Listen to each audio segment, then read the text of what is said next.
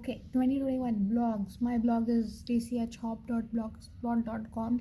No one exactly knows about it, but it's for me. It's for me. So the the first post of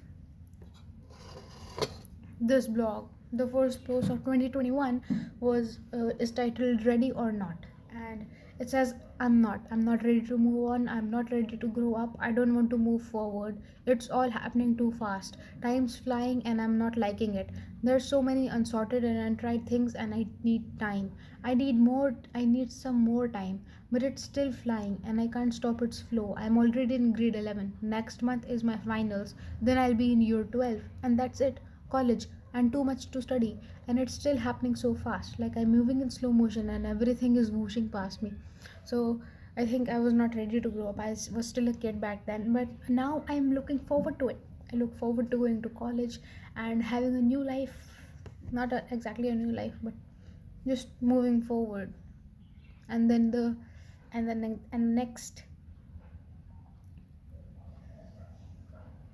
Oh my god, and the next post is on March 5 March, and it's titled Currently Concussed. So I was curious, and I made a video about it too. And these vlogs, if you scroll down far enough, it's like, and I banged my head, and then I actually got a concussion. It was a fun experience. It says, and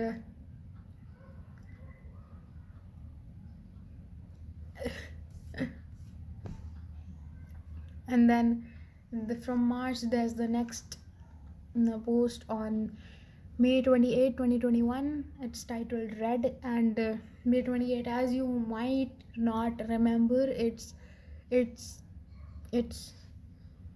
it's of my self harm. It's I actually blogged about it, because I blog about anything. I have specific things, like there's a diary for my poems, there's a diary when I'm feeling too sad, there's a diary when I want to try new stuff or I'm feeling fine or happy.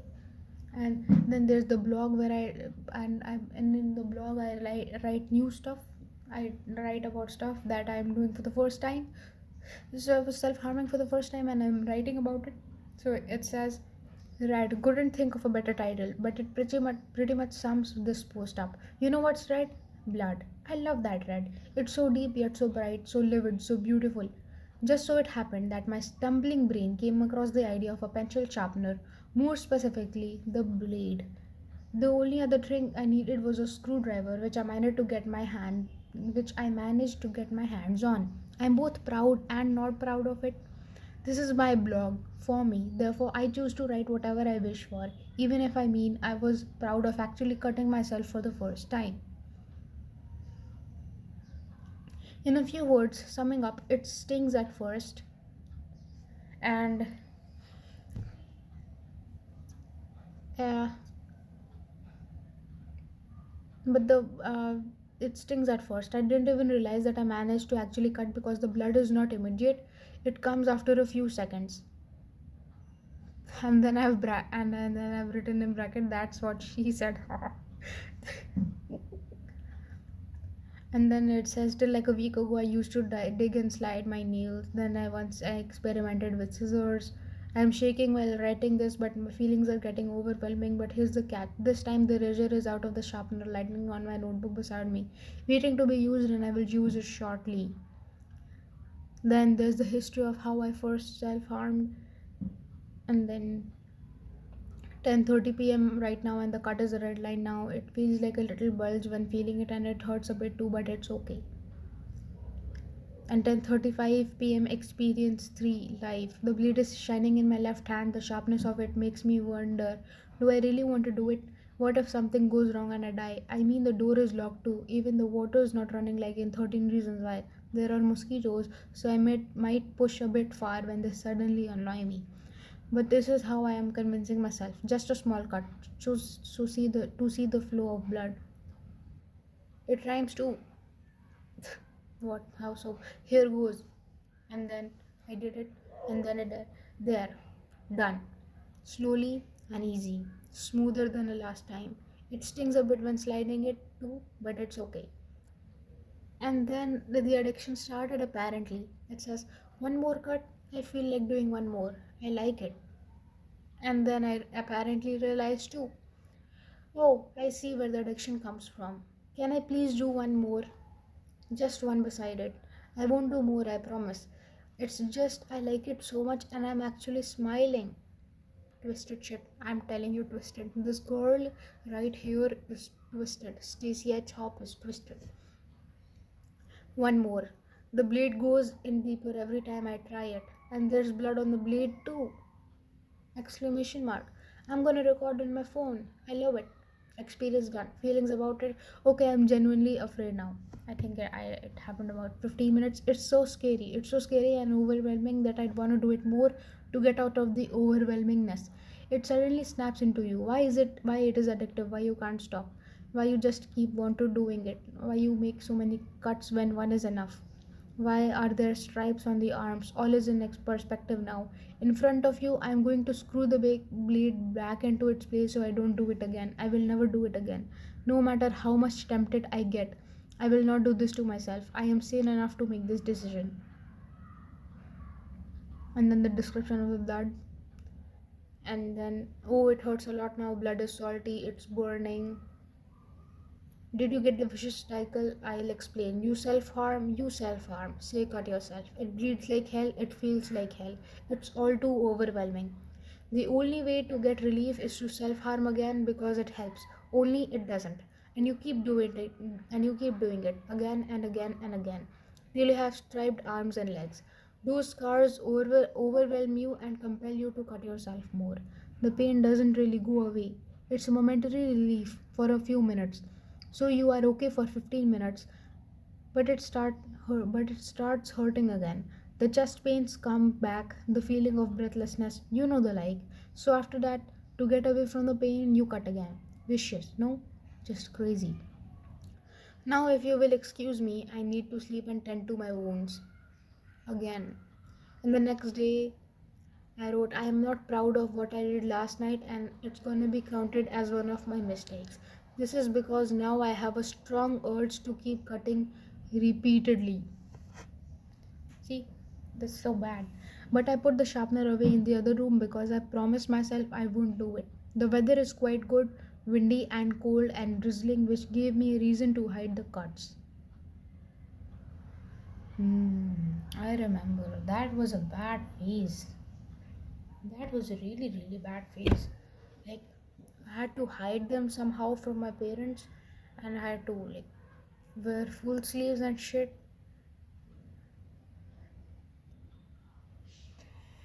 I have no idea what happened at that time.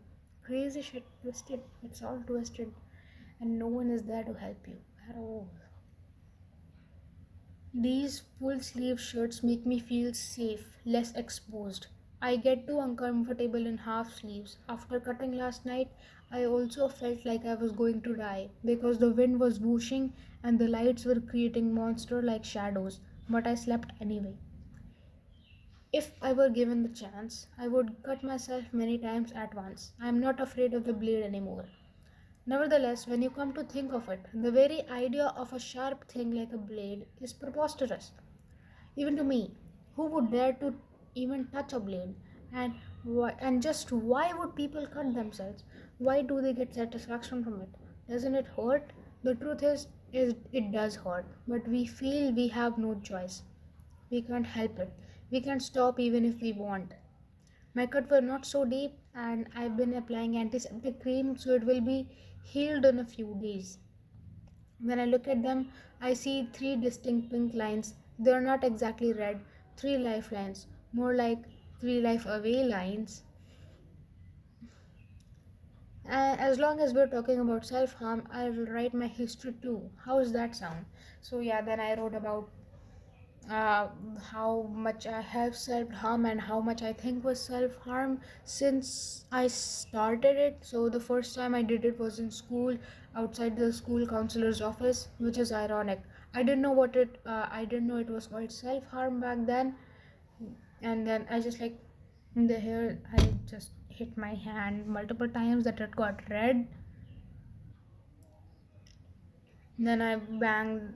Yeah, that's a lot. You can read it. Strangulate. Oh, see. Uh, I'll just do.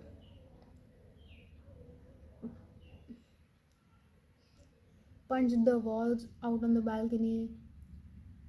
Knocked the door for an hour. Ultimate boxing session. Carved an F on the back of my hand using nails.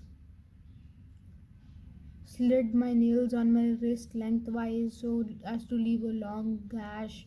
In March this year. You know the video? I did something back when it was actually morning and my hair was like this. I made that video. And then I got drunk on sanitizer again and slept during an exam in the middle of the exam. And once I dipped a pen deep in.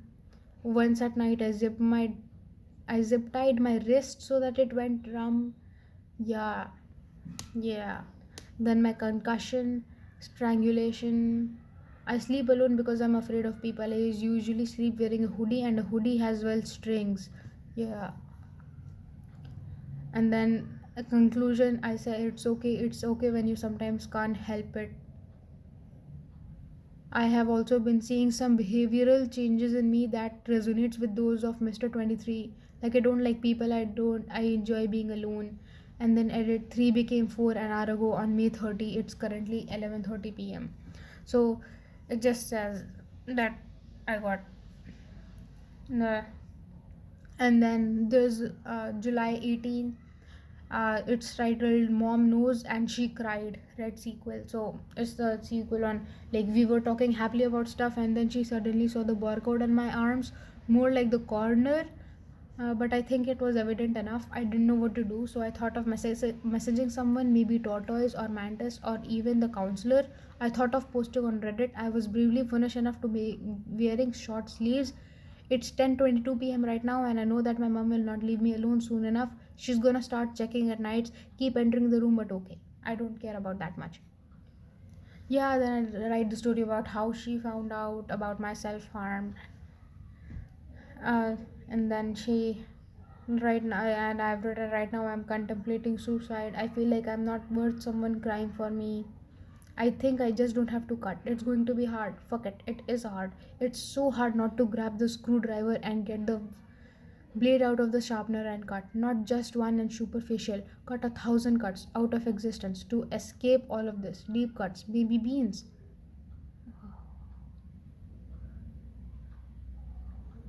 That is so goddamn sad. This person has been through a lot. And I'm leaving it all behind.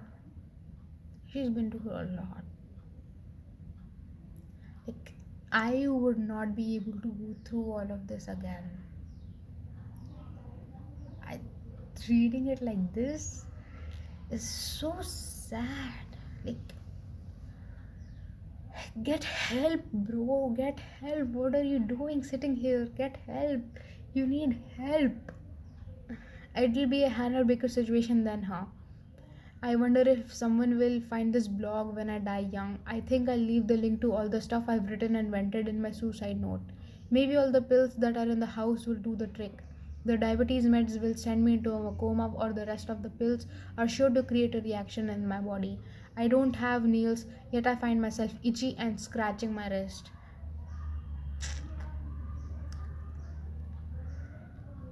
And then I messaged Tortoise, at least he listened. I completely understand he cannot do anything. I know I cannot do anything, but he's understanding, and I must not burden him with my worries. He has his own to meddle with. So I'm gonna tell you about Tortoise. Yeah, we were friends.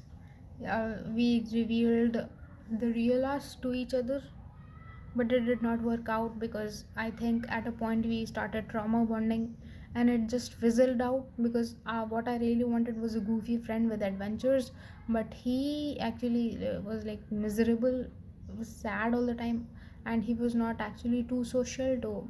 So it didn't work. But but he's a good person. He's a really good person, and yeah.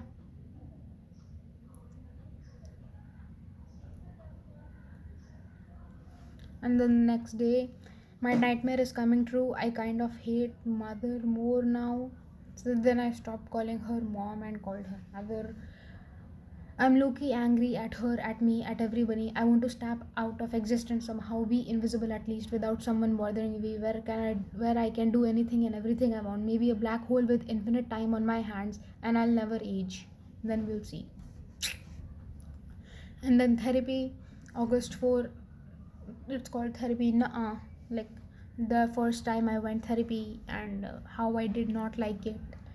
As- and then here's the whole story about what happened. It's very long. If you want to read it, you can read it. Dude. And then happy story. And then on October, and then August 4, and then August 7, I wrote, hey anxiety, how you doing? It's the first, the therapy was the first time. And then anxiety, this post is when I took the anxiety pills for the first time. And then happy story, I wrote it on October 29. That's when I actually started to get a little bit better, that I was able to write. So no, it's happy story that I it says, I'd like my story to be a happy ending, one that inspires everyone. Yeah, I'm trying to have a positive mental attitude here. Cut me some slack, okay? I have been through a lot of shit, man. A lot. This might be over exaggerating, but I am human. I get jealous. I have feelings. Some days those feelings are near zero. Like I don't feel anything at all. Some days those feelings are so overwhelming that I can't point them out, and then I can't identify them and sort them like I would, so I can focus on better good things. So it's like finally admitting, like it shows I have grown as a person. My blog shows this, all this shows that I have grown as a person, and I'm very grateful for it, and I'm very grateful for my younger self, that I push myself in the positive direction again and again, without giving up. The best thing I did this year was not give up. And maybe I didn't study at all, but it doesn't matter because I am alive, I am here, and I am ready to move on. And I'm ready to move on. I'm ready to move on, leave all these negative things behind, and move on towards a more positive life. I'm ready to leave 2021 behind. And then there's a post called Roblox Dawn. Roblox was down like for 48, 60 plus hours. And then there's called an unbelievable high school story, when I actually tried to like